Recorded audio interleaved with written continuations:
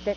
Es también importante hablar precisamente de aquello que generó toda esta tragedia que estamos relatando y que lo hemos hecho durante varias horas ya en un esfuerzo periodístico de Gama TV, y precisamente para poder entender aquello nos acompañan ya en los estudios aquí en la ciudad de Quito el doctor José Andrade.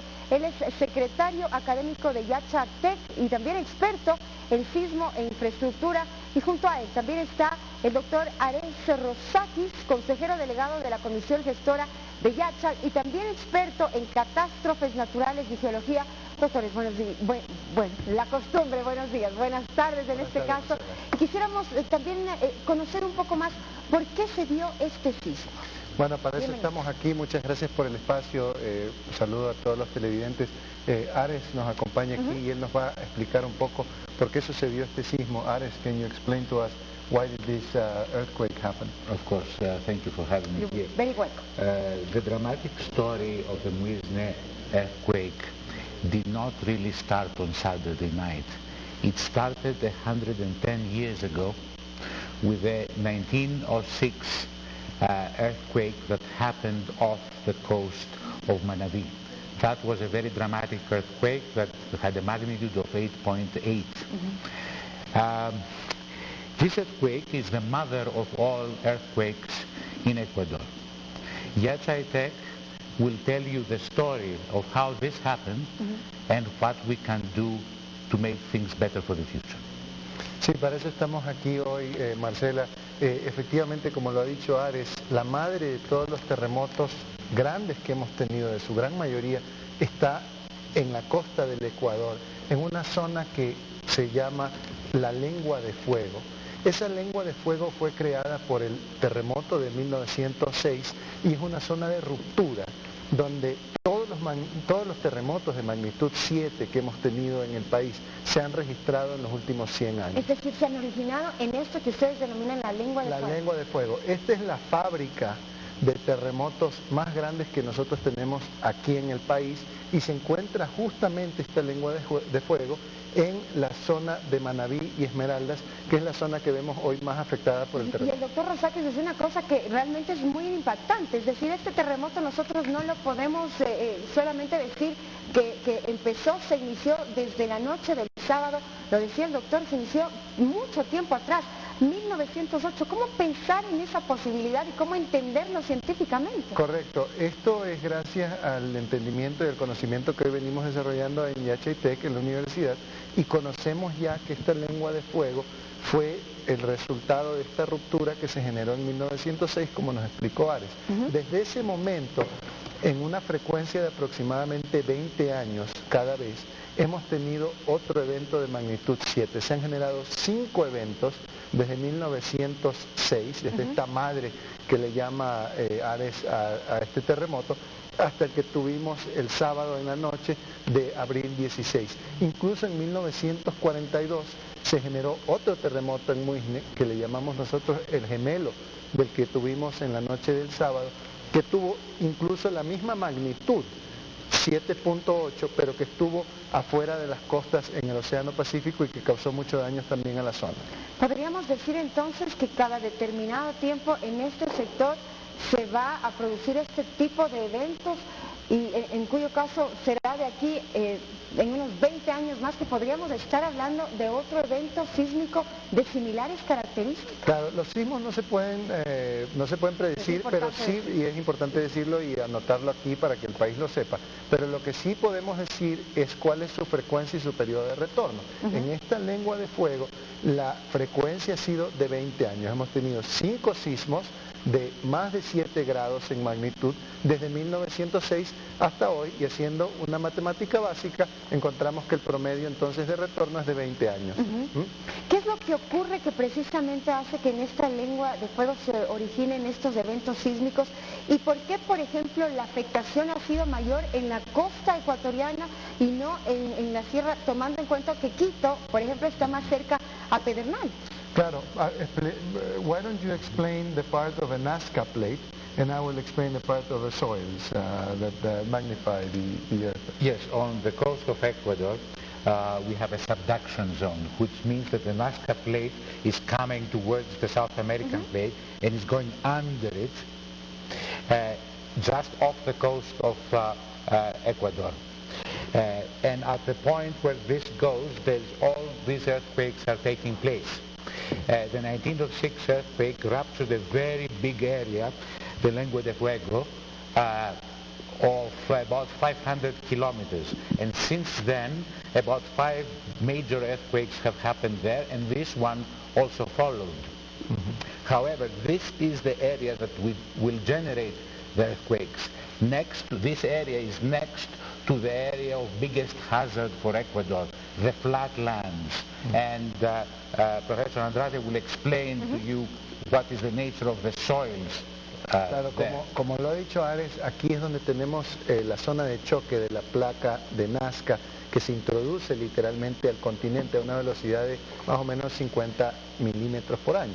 Ese movimiento de esfuerzos, y como cuando estiramos una liga y la estiramos demasiado, llega un momento en que se rompe la liga, ¿verdad? Lo mismo pasa en la acumulación de esfuerzos en el plato, en la frontera de Nazca y la placa de Sudamérica, ¿no? Es decir, entre estas dos placas lo que se estaba haciendo era sumar energía que en un momento dado se expandió. Exactamente, y eso es lo que causa los terremotos, y esto es lo que se llama la teoría de placas, que explica hoy por qué ocurren los terremotos.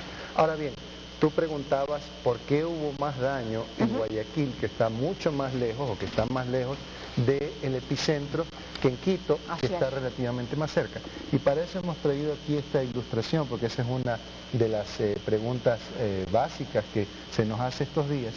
Esta ilustración muestra una gelatina que tiene un comportamiento muy parecido al que nuestros suelos en la costa ecuatoriana tienen. Son suelos muy blandos, muy suaves, son arcillas en su gran mayoría, y algunos son suelos arenosos. Y tienen este efecto: cuando yo muevo la gelatina, cuando sacudo la base, vemos cómo la parte de arriba, la parte superior de la gelatina, amplifica el efecto del movimiento de la base. Lo mismo exactamente pasa en la zona de la costa ecuatoriana. Tenemos suelos muy blandos que cuando viene el movimiento telúrico se afectan y amplifican las ondas, y por eso vemos que la afectación de Guayaquil es mayor. ¿Por qué no ocurrió en Quito? Porque en cambio en Quito tenemos una formación rocosa que es la cordillera de los Andes, y esa cordillera sirve de barrera para las ondas sísmicas que vinieron desde la costa, ¿no? Ahora, entonces, quien no está empapado de estos temas científicamente podría decir entonces que en la parte de la sierra estamos menos expuestos que en la costa, precisamente por el tipo de suelo. No es totalmente verdad. Estamos menos expuestos si el terremoto se origina en la placa de Nazca o en la frontera de la placa de Nazca. En esta lengua de fuego. En esta lengua de fuego. Pero hay otra falla que pasa justo por la línea de la mitad de la cordillera de los Andes, de la cordillera de los Andes, del sur al norte, y es la que genera los movimientos sísmicos, en cambio, en la sierra. Acordémonos del gran terremoto de Ambato y acordémonos de muchos terremotos que han habido en la sierra ecuatoriana. Y esos son los que afectan muchísimo a la sierra, pero es otro tipo de movimiento. Las placas se mueven lateralmente, mientras que el movimiento en la costa es de subducción o de choque, ¿no? De hundimiento. El presidente lo decía hace varios días, se lo reiteraba ahora también el canciller, el ministro de Defensa, Ricardo Patiño. Esta ha sido la mayor tragedia registrada, al menos en los últimos 60 años, desde 1949, usted hacía referencia precisamente al terremoto de Ambato, en donde es quizá el que con más terror recordamos los ecuatorianos, y hubo alrededor de 5.000 personas fallecidas. Ahora la cifra es muchísimo mayor y se espera que siga aumentando entre muertos, heridos y demás, y va a aumentar evidentemente, y al menos en la cifra de heridos se aproxima ya. ¿Por qué pensar entonces que ahora este fue tan pero tan fuerte? Claro, porque vemos que se tuvo lugar, el epicentro estuvo justo debajo de Pedernales, que es una de las zonas más afectadas. Ayer estuvimos ahí haciendo una inspección con las Fuerzas Armadas y vimos que el 80% de la infraestructura que tenemos en Pedernales ha sido afectada o destruida. en Manta también, en la parroquia Tarqui, en Portoviejo. ¿Por qué se da esto? Una vez más, por el efecto de los suelos y la cercanía a la lengua de fuego, pero también al tipo de estándar de construcción que utilizamos hoy en día en el Ecuador. Ahí está el mapa donde podemos explicar mejor. Exactamente, ahí está precisamente la lengua de fuego, esta elipse que vemos allí, que está al borde de la placa de Nazca, que es la que se está introduciendo en el continente, y esa es la gran fábrica o la gran generadora de la mayoría de los terremotos grandes que tenemos en la costa. Se han dado un par de terremotos hacia el sur, cerca de Guayaquil, pero los más grandes y más frecuentes están en esa lengua de fuego. Ahora, en cuanto al código de construcción, vemos que ese es otro ingrediente. Entonces vemos que hay por lo menos 3 ingredientes. Necesitamos una fábrica de terremotos, que la tenemos gracias a la lengua de fuego. Está ahí produciendo terremotos cada 20 años en promedio. Tenemos unos suelos que tienen este efecto gelatinoso, este efecto magnificador de las ondas. Y tenemos una población vulnerable en la costa del Ecuador con unas edificaciones, en algunos casos, de subestándar. Una combinación realmente alarmante. Una tormenta perfecta. Entonces, como ecuatorianos, tenemos que contribuir, y YHITEC está liderando esos esfuerzos aquí, para entender nuestra fábrica de terremotos, sabiendo dónde van a ocurrir y cuándo van a ser más frecuentes. ¿Cuál es este efecto amplificador de los suelos? Para entender dónde tenemos mayor riesgo, mayor peligro. Y finalmente, en nuevas técnicas de construcción que le permita a las edificaciones sobrevivir el sismo, que sean flexibles, por ejemplo, que tengan materiales como la caña, como el mismo bambú, como la misma madera. Los japoneses usan muchísimo el bambú y el papel, el cartón, para hacer sus edificaciones porque es flexible. A propósito de aquello, precisamente este es el aporte científico que se pretende hacer desde Yachay, es decir, ya no quedarnos en únicamente lamentar esta tragedia sin duda dolorosísima para todos los ecuatorianos, pero más allá de eso también tener la capacidad de virar la página y ver qué es lo que podemos hacer, alertándonos como ustedes lo están haciendo, de que probablemente en 15, 20, 25 años más podemos estar viendo de nuevo estas imágenes. Así es. Y que no sean tan espeluznantes ni aterradoras como lo son ahora para nosotros. Así es, nuestro corazón está en Manabí y con el país. ¿Usted es manabita, a propósito? Yo soy de Chone, que está muy afectado también, y ahí tenemos estas lecciones de las que tú hablas. Y otra lección que podemos sacar de esta tragedia, de este terremoto, es la necesidad de un sistema de alerta temprana. Tú hablaste de la palabra clave, que es alerta. 2 tipos de alerta temprana. A ondas sísmicas se puede tener un sistema de alerta temprana que, por ejemplo, en Guayaquil nos permite tener una evacuación de alrededor de 1 minuto antes de que lleguen las ondas, se propaguen al sur del país. Y un sistema de alerta temprana también contra tsunamis, porque acá, a pesar de que no hemos hablado mucho de los tsunamis, estos terremotos, sobre todo el de 1906 y el de 1942, generaron grandes tsunamis que hicieron mucho daño. Ares, can you explain to us why we didn't have any tsunamis? Yes, the earthquake was very big, so normally we would expect a tsunami. Exactly. As a matter of fact, half an hour after the earthquake, a tsunami expert called me from California, asking whether there was a tsunami. We could not know at the time, but we looked immediately at the epicenter, and the epicenter was under land, not underwater. And that gave us a confidence that there would be minimal tsunami. But in general, in the Tango of Fire, the Lengua de Fuego, there will be tsunamis in the future. Claro, así como lo dice Ares, se necesitan 2 ingredientes fundamentales para que se generen los tsunamis.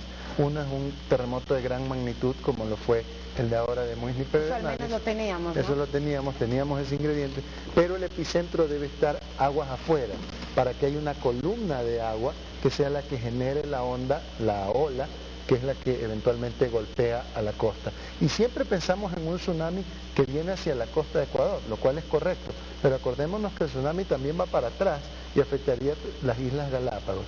Y como el doctor Rosakis lo ha notado ya, esta lengua de fuego, esta zona que fabrica la mayoría de los grandes terremotos en el Ecuador, generará posiblemente en el futuro tsunamis en la costa ecuatoriana, y para eso es tan importante tener una alerta temprana que nos permita evacuar rápidamente la costa de Ecuador. Y un efecto que podría, doctor, de acuerdo a lo que usted dice, también, si es que se diera esto en un futuro, afectar también a las Islas Galápagos. Por supuesto. Es decir, estamos realmente en un estado de alerta en donde esto que estamos viviendo aquí nos debe servir de experiencia para tomar acciones desde ya. Exactamente, Marcela. Nosotros vivimos en un país maravillosamente bello, pero maravillosamente peligroso. Y expuesto, claro.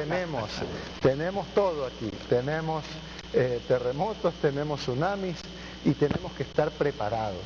Porque así como estos eventos que vemos y estas tragedias que vemos hoy en la televisión nos han golpeado desde el sábado, esto seguirá ocurriendo y tenemos que aprender a vivir con estos eventos. Doctor Rosakis, y quiero preguntarle, porque usted al inicio dijo, bueno, ustedes trabajan, es del parte de la comisión gestora de Yachactec, pero también ha venido a decirnos qué hacer, que es importante, es decir, a dar su aporte científico también desde otra parte del mundo, sumado al aporte científico que existe ya en nuestro país. ¿Qué hacer entonces? Así es. Well, you know, she's noting that you're part of a commission for Yachai-Tec, and you know that it is remarkable that you're here adding to the country and also providing knowledge that otherwise wouldn't be available thanks to Yachai-Tec. Thank you very much. It is a great honor for me to be part of the Comisión Gestora of Yachai-Tec, and really because science is international, we at Yachai-Tec believe that we can bring all the help from all around the world to help in this crisis, and we can do it by actually understanding what is happening and also proposing solutions for the future. ¿Y cuál sería entonces esta solución para el futuro? Un poco lo que usted decía, doctor. Claro, lo que hablamos, entender muy bien nuestra vulnerabilidad.